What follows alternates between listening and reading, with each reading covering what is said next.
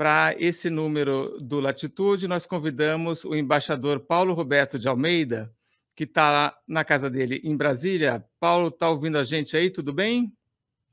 Perfeitamente. Muito boa tarde, meu caro Duda. É um prazer estar com você novamente. Eu que agradeço. E, bom, hoje nós vamos conversar sobre a diplomacia do PT, né? Eu fiz aqui a minha lição de casa e eu selecionei 7 momentos do discurso do Lula em Sharm el-Sheikh, na semana passada, no Egito, onde o Lula resvala ali em vários temas da diplomacia e relações internacionais. Então, o Paulo, que está lá em Brasília, passo aqui um leve perfil dele, se ele quiser depois complementar.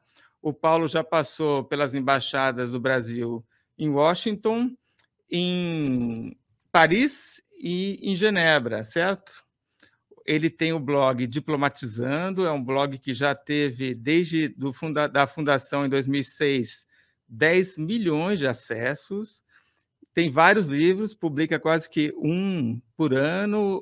Um que eu estava relendo recentemente é o Nunca Antes na Diplomacia, que é exatamente sobre esse período do governo do PT. E faz todo sentido a gente olhar os discursos do Lula, porque, enfim, essa área de Itamaraty e relações internacionais é a pasta em que o PT mais reinou nos 2 primeiros mandatos do Lula. Então, a gente está prestando atenção no que o Lula fala nessa área, realmente ajuda a gente a prever o que vai acontecer. Paulo, com a sua caneca aí do Barão do Rio Branco, certo? Correto. Tá, então, bom, eu selecionei 7 trechos do discurso do Lula e chamei isso, então, de 7 erros, tá? Os 7 erros do futuro da diplomacia petista. Vamos ver no final do nosso programa se realmente eu tenho razão em chamar isso de erro ou não. Joelto, você pode, então, passar o primeiro trecho aí para a gente comentar com o embaixador, por favor? Quero dizer para vocês que o Brasil está de volta. Está de volta.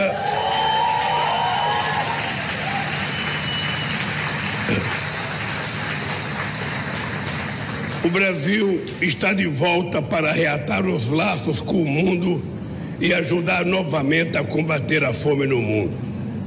Para cooperar outra vez com os países mais pobres, sobretudo da África, com investimento em transferência de tecnologia.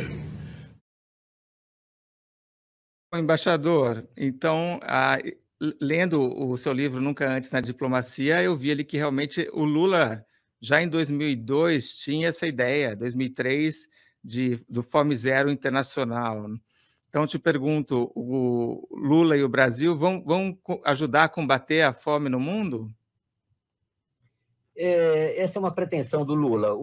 Pode-se dizer que o Fome Zero brasileiro foi um fracasso completo, tanto que foi abandonado com menos de um ano, né? O Frei Beto, que trabalhava lá, Oded Grageu, saíram do Palácio do Planalto porque o Fome Zero, no formato adotado pelo Lula, pelos economistas do PT em 2002, não funcionou.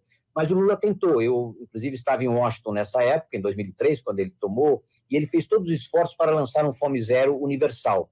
E o nosso embaixador em Nova York, na época, Ronaldo Sardenberg, não é? Falou com o pessoal da ONU, que dissuadiu, ou tentou dissuadir o Lula de fazer um Fome Zero universal, porque isso duplicaria programa já existente. Programa Mundial de Alimentos, administrado pela FAO, que é o órgão da ONU sobre alimentação e agricultura, e o PNUD. Então, sugeriu que o Lula associasse essa sua iniciativa, essa sua disposição, essa sua vontade de combater a fome no mundo a programas pré-existentes. O Lula insistiu em ter um programa próprio e o assunto não foi para frente. O Fome Zero Universal morreu antes do nascedouro e, no seu lugar, ficou um programa de ajuda para a África no combate à AIDS, que naquela época ainda era um problema muito sério, não é? Então, os petistas são especialistas em conceber grandes programas, grandes iniciativas, que depois redundam em quase nada. E eu acho que é legítimo combater a fome no mundo, não é? Tanto naquela época quanto agora, e é uma aspiração, digamos, meritória do Lula, da sua diplomacia, da diplomacia brasileira, não é? Diga-se de passagem que o Brasil colabora com o Programa Mundial de Alimentos, é um fornecedor, tanto quanto os países ricos, que são protecionistas agrícolas para o seu mercado interno, mas que justamente eles fazem o dumping, eles descarregam os seus excedentes alimentares, que são construídos à base de subsídios, né? Os tesouros da União Europeia, dos Estados Unidos, patrocinam um grande volume de produção agrícola que depois é despejada no terceiro mundo, seja, digamos, estrangulando os africanos que não têm esses subsídios, não é? Seja desativando programas nacionais de vários países que realmente sofrem com secas, com catástrofes naturais, com baixa produtividade agrícola. Eu acho que não é uma prioridade, inclusive porque no Brasil tem gente passando fome, mas é meritório, é legítimo, fica politicamente correto. Acredito que o Lula pode ajudar a combater a fome não só na África, como no próprio Brasil, empenhando recursos brasileiros, do Tesouro, das agências públicas brasileiras. Temos a ABC, Agência Brasileira de Cooperação, vinculada ao Itamaraty, não é, que pode desempenhar isso, como fez pela assistência técnica da Embrapa, inclusive, em diversos países africanos. É um programa meritório, mas tem que ser bem administrado no canais já muito testados pela ONU. Não vale a pena insistir em algo novo para dar um prêmio Nobel da Paz ao Lula. Agora, essa questão da ajuda humanitária internacional, muitas vezes ela não tem um resultado pretendido, né? Entendo que é meritório, que seja bom fazer, né? Mas que muitas vezes o resultado não acontece. O Brasil, nisso que o Lula fala, por exemplo, de ajudar a África com investimento e transferência de tecnologia, você acha que a gente pode ter resultado com isso? Já tivemos no passado? Olha, desde a descolonização, nos anos 60, as agências, tanto multilaterais, não é? Eu falo do PNUD, da FAO, do Programa Mundial de Alimentos, todas as agências humanitárias, Unesco, OMS, etc., como as agências nacionais, não é? Isso é administrado na OCDE pelo CAD, que é o Comitê de Assistência ao Desenvolvimento. Toda essa ajuda multilateral ou bilateral e de ONGs humanitárias despejou dezenas de bilhões de dólares na África, na América Latina, em parte, na Ásia do Sul, ou seja, países pobres, países que estão classificados como os países menos desenvolvidos. Não se teve muito reflexo desses bilhões de dólares carreados para a África, a não ser que eles deformaram orçamentos nacionais, muitas vezes foram parar em contas na Suíça, não é? Foram desviados pela corrupção. O melhor sistema talvez seja aquelas ONGs humanitárias, como a do Bill Gates, que se propõe vacinar crianças, não é? E o Brasil deveria seguir esse exemplo modesto de saneamento básico, que, aliás, deve ser feito aqui no Brasil, infraestrutura e, sobretudo, capacitação educacional e profissional. São os elementos básicos para capacitar a população para se empregar produtivamente no campo, na cidade, nos serviços, não é? A melhor maneira de ajudar um povo a se desenvolver é capacitando-o educacionalmente. Muitas vezes, bilhões de dólares são desviados. Tem um economista que trabalhou mais de 10 anos pelo Banco Mundial, nesses programas de ajuda à África, William Easterly, que escreveu um livro, já 10 anos atrás, chamado Fardo do Homem Branco, não é? E como a ajuda pode não favorecer o desenvolvimento. William Easterly, talvez o seu livro esteja já traduzido no Brasil, White Man's Burden, ele mostra que os países que receberam mais ajuda foram os que cresceram menos, paradoxalmente, não é? E que os países que se viabilizaram pelo esforço próprio conseguiram se desenvolver, Botsuana e alguns outros, não é? Então, a ajuda, ela nem sempre é bem calculada, bem planejada, e ela pode viciar tanto as elites dominantes em países altamente corruptos, não é? Como a própria população assistida, não é? Então, é preciso medir muito bem de que forma essa ajuda vai ser prestada.